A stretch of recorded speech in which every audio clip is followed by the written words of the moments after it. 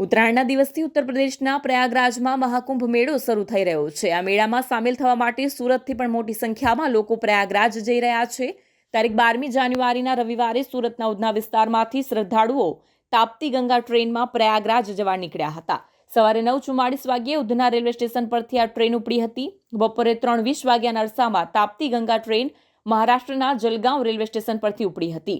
માત્ર 3 kilometre train ગઈ હતી ત્યાં તો અચાનક ટ્રેન ઉપર પથ્થરમારો થયો, જેમાં B6 કોચની બારીનો કાચ તૂટી ગયો।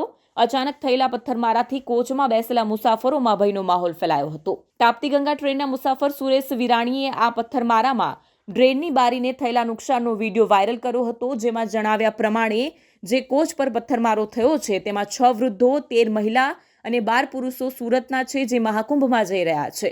આ ઉપરાંત ટ્રેનમાં 50%થી વધુ લોકો મહાકુંભ માટે જઈ રહ્યા છે। આ ઘટનાથી મુસાફરોમાં ભય ફેલાયો છે। રાત્રે પણ આવી રીતે હુમલો થવાની દહેશત સાથે સુરક્ષા પૂરી પાડવા માટે માંગ કરવામાં આવી છે। ताप्ती गंगा एक्सप्रेस। जय सियाराम।